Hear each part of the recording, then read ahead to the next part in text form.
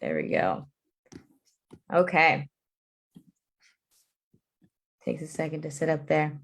Well, thank you for taking the time again, for being able to sit down with me today. This is an absolute big deal for you to be here. So I want to take a second to kind of introduce you to everybody.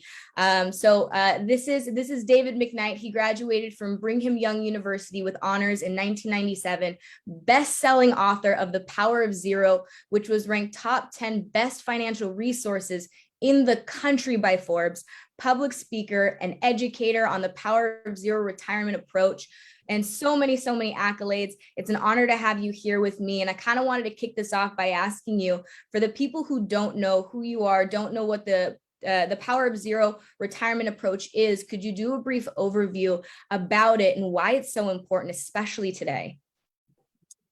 You bet. So I started off in the financial services industry in 1997. So that's basically 25 years ago.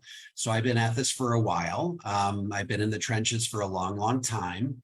About 2013, well, let me back up a little bit. Back in 2005, I started to do what a lot of us in this industry call a 3-bucket presentation. I basically said, look, there's three types of money. There's taxable, tax deferred, tax free. Mr. and Mrs. Klein, you have most of your money in the taxable and tax deferred. We need to get that money repositioned to tax free to try to get you at or near the 0% tax bracket in retirement. And so it was a very short presentation, about 5 minutes long.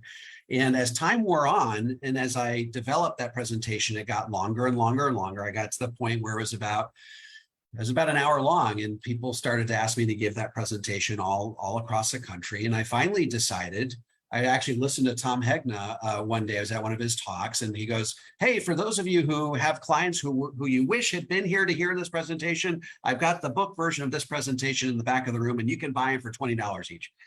So I just sort of had a bolt out of the blue. And I thought, I need to commit this presentation to book format. And so I took the next week and I literally regurgitated my presentation onto the paper. It took me really about 3 days to write the book, but then I sort of expanded a little bit to fill it out. And that book became The Power of Zero. I threw it out on Amazon, crossed my fingers and hoped that people would buy it. And here we are, basically 10 years later, it's, sold almost 400,000 copies, and it's exceeded all of my wildest expectations. So basically the premise of the book is all the third-party experts believe that tax rates even 10 years from now are likely to be dramatically higher than they are today, which is bad news for the majority of baby boomers and other Americans who are, saving the lion's share of their retirement in tax-deferred vehicles like 401ks and IRAs, because they've essentially entered into a business partnership with the IRS, where every year the IRS gets to vote on what percentage of their profits, your profits, they get to keep, which is not a very good business partnership, obviously. And so the whole idea behind the Power of Zero is we want to pay tax on those assets before the IRS requires it of us, and do it in a proactive way so that we can get that money shifted to tax-free. We do it by paying historically low tax rates.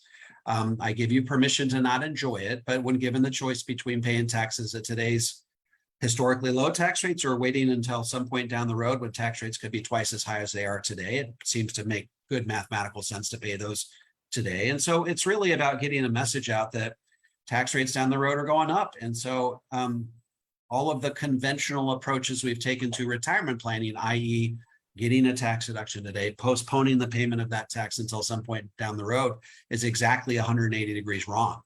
And so we're trying to get that message out. That was the message of The Power of Zero, and then some of my other books as well. So what inspired this passion for financial education and financial literacy? What drove you into this industry in the first place?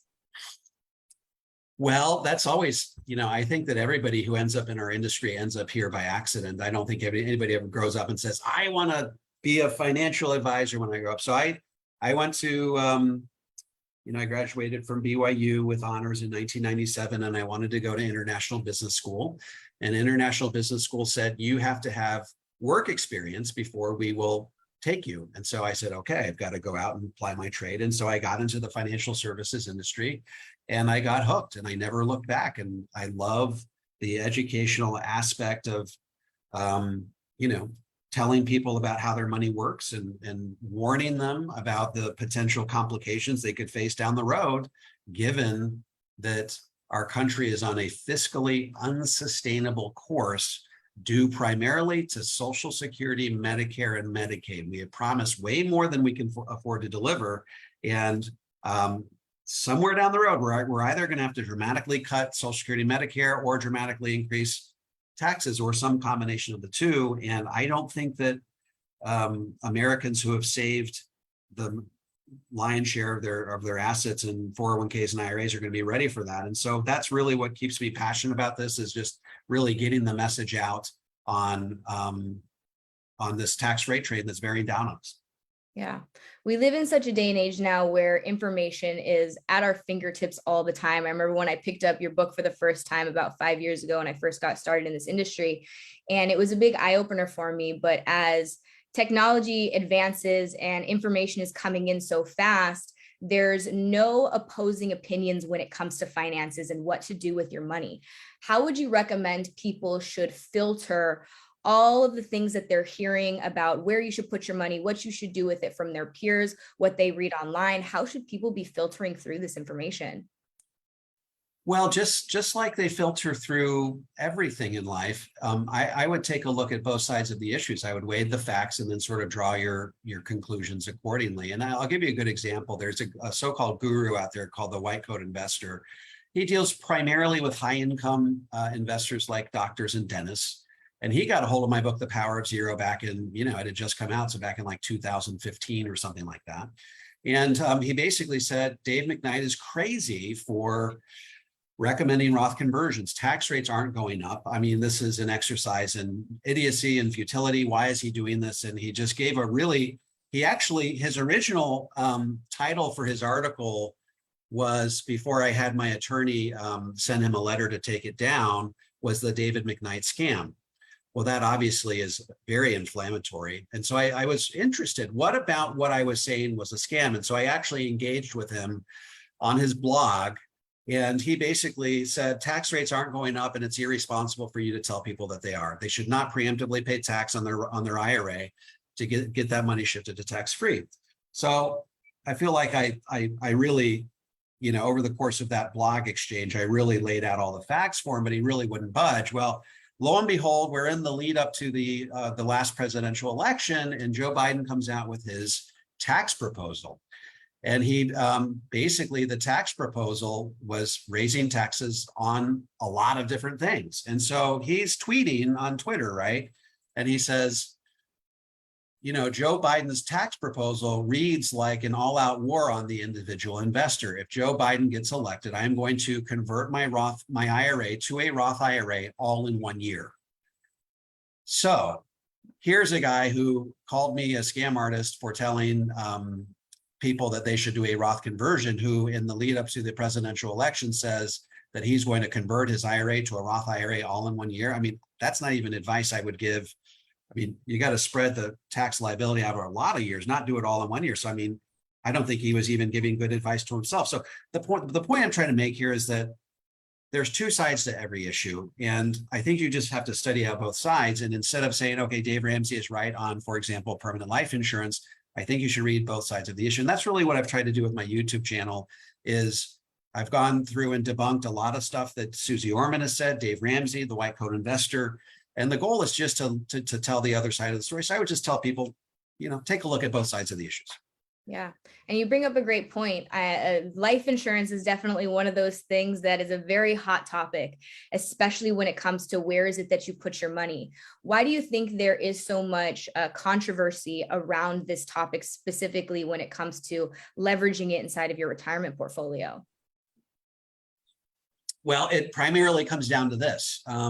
Dave Ramsey and white coat investor Susie Orman. I mean, Susie Orman has said things like, if somebody brings up life insurance as an investment, you should never talk to that person ever again. I mean, those are pretty strong words from someone who holds herself out as a financial guru. And so it's a really fraught discussion, and people have very strong feelings about it. But again, it comes down to telling both sides of the story. They tend to not like life insurance because for two reasons, really. They say that it doesn't stand up well when compared to stock market over time. And the second one is the expenses are too high. Well, you know, Alyssa, I've been studying this for years, and I've studied the expenses inside of the life insurance, and they compare quite favorably with 401ks. They're a little bit higher in the early years. They're much lower in the later years, but when you average it out over the life of the program, it's going to cost you ultimately about 1% of your bucket per year over the life of the program. And so what Dave Ramsey and Susie Orman do is they look at the expenses in the first year and they say, oh, wow, the expenses are 20% of whatever you contributed, or 25% or 30%. But what they're not doing is they're not looking at the expenses averaged out over the life of the program, which if they did, they would see that they compare quite favorably with 401ks. In fact, they're can be even less expensive than 401ks. And so that's one of the reasons they're not sort of laying out the case in an accurate way, I think, for the expenses. And then the other one is they say that we're trying to utilize life insurance as a replacement for the stock market. And I don't personally advocate that. I'm happy if people want to contribute to put money into their Roth 401ks or whatever, but generally, you know, the LIRP or the IUL, I know that's something that you talk about a lot. I talk about the IUL a lot. The IUL is a great bond alternative. I mean, if you can get 5 to 7% over time without taking any more risk than what you're accustomed to taking in your savings account, that's a pretty safe and productive way to grow at least a portion of your money. Now, if you think you can get 8 to 10% in your portfolio, great. Don't replace the stock portion of your portfolio with IUL. Replace the bond portion of your portfolio. Tom Hegna says it really well. He says, if you reach into your portfolio, you take out the bonds, you replace it with permanent life insurance, you will increase your rate of return, you'll lower your risk, you'll lower your standard deviation, and you'll have a better outcome over time. And so it's just how we frame the debate, and people look at this stuff through a lens of their own making, and they come to their own conclusions based on their own biases. And so that's we gotta deal with it. We got to figure out a way to engage them in an intellectual way that's convincing to our clients. Yeah. And you bring up a lot in Look Before You LIRP, the book that you wrote specifically on that, on the importance of finding the right IUL, right? Finding the right LIRP for you. And so how should people go about asking the right questions in appointments when they're sitting down with agents and trying to figure out if this is the right type of agent to be able to set this up for them? Well, there's a couple step process. The first step they should probably take is they should probably read my book, Look Before You LIRP. I mean, that basically I make the case in Look Before You LIRP that, you know, starting one of these life insurance policies is a bit like getting married. It only really works if you keep it until death do you part. And so I think that's a pretty apt analogy. These life insurance policies can turn into big tax bombs if you don't keep them, if you don't have at least $1 in your cash value when you die. And so I make the case that unless you're planning on keeping this thing literally until you die, then you shouldn't ever begin it. And if that's the case, you should think of it a little bit like getting married. I mean, we all have laundry lists of things we're looking for in a spouse. I know that I did when I was looking for a spouse. And whether we admit it or not, we have a laundry list of qualities we're looking for. And you should have a laundry list of qualities you're looking for in your LIRP or your IUL. And I will tell you that not all IULs are created equal. And there can be some really big surprises, whether it be a loan provision or expenses, or whether they have a chronic illness rider. I mean, I outlined 7 or 8 in my book, Look Before You LIRP. There's really actually about 25 things you should really be looking for. Do you have daily or weekly or monthly sweeps? These are all things that I go over in Look Before You LIRP, because the idea is that just like you look before you leap when you get married, because it's a lifelong commitment, you should be look before you LIRP, because LIRPs are likewise a long-term commitment. Yeah. And one of the biggest things that you outline in probably every single one of your books, starting with The Power of Zero, is about the tax rates. And so I'll ask you this: when you go and you speak about the future of marginal tax rates and where we're kind of headed, what are the reactions that you normally get from people, and what's kind of going to be the consequences that come along with them, right? Of people believing that tax rates are going to go up or they're not. Well, you know, sort of like with the white coat investor, I used to have a lot of people that sort of would put up a fight over my contention that tax rates are going up, but I hardly see those anymore. I mean, so many of the experts out there are coming over into my camp. I mean, if you just look at the movie that we filmed in 2018, Power's Year, The Tax Train is Coming. I mean, we literally crisscross the country interviewing the most important experts in the nation on the national debt as it relates to the future of tax rates. And they all agree that tax rates have to rise dramatically. A couple of them even said tax rates have to double to keep our country solvent. David Walker, former Comptroller General of the federal government, said it in his book, Come Back America. Tax rates have to double by 2030 or we go broke as a country. There's another very important economist by the name of Brian Boileau who says that tax rates have to rise dramatically. He says that we're on pace by 2030 to have a Great Depression because of all of the unfunded obligations for Social Security, Medicare, Medicaid, the aging population. And so I would say very few people actually contest this because we have the math on our side. What are the consequences for people who believe it? Well, it depends on whether they do something about it or not. If they preemptively get their tax deferred assets repositioned to tax-free, then they will have protected their assets from the impact of rising taxes by the time 2030 rolls around.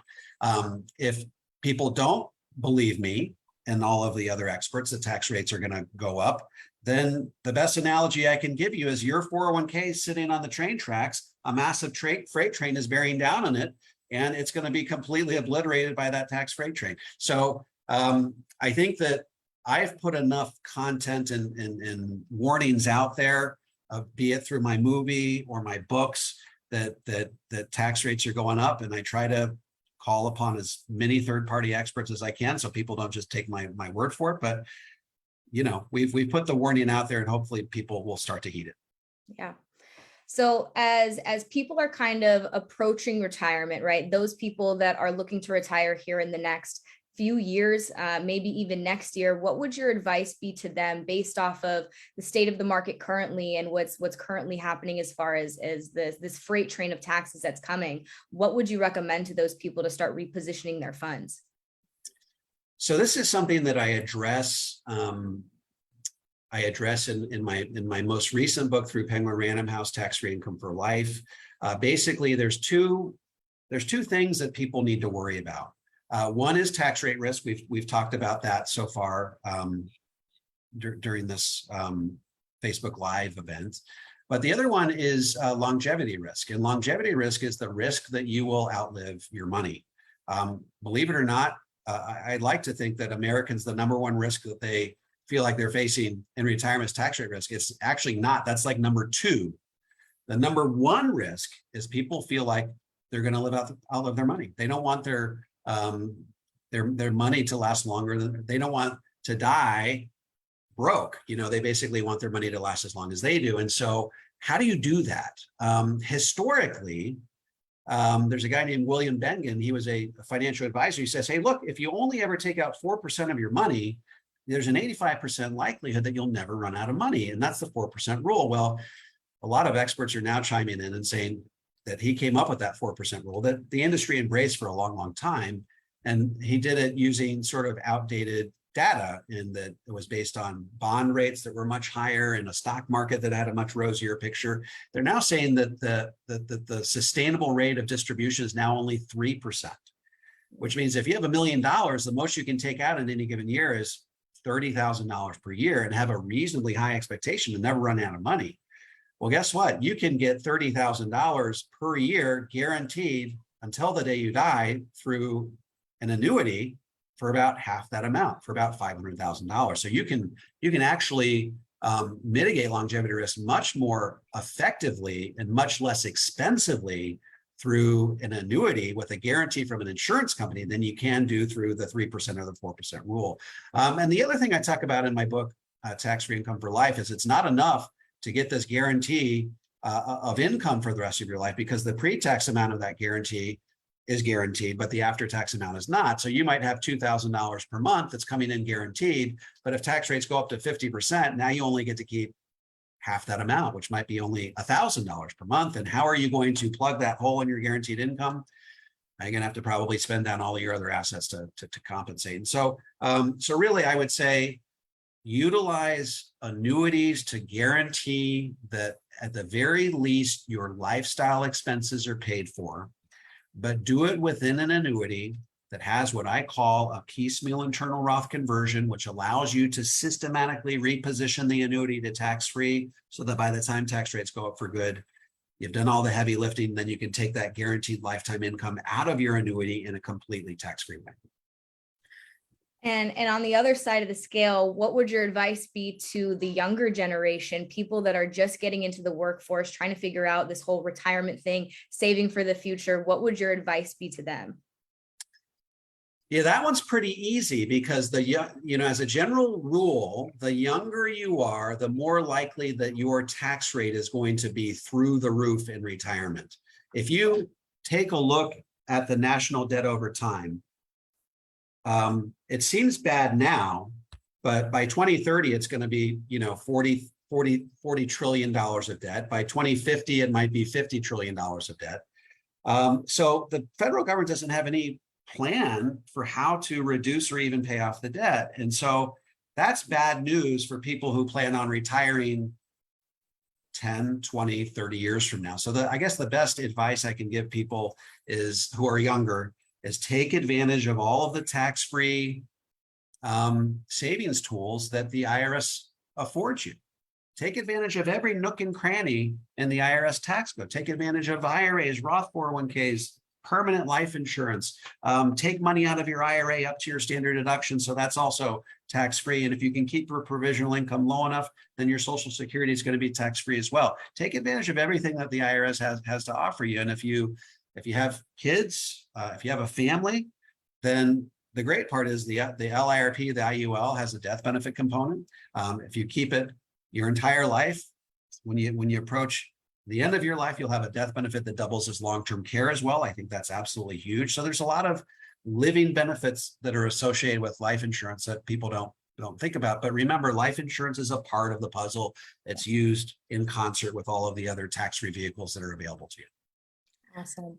Well, thank you so much, Mr. McKnight, for being here with me. I know you brought so much value. I hope that everybody watching really takes your advice and does something with it, because we always say it's not knowledge that's power, it's applied knowledge that's power. So thank you so much for being here, Mr. McKnight, and thank you so much to everybody who logged in to watch.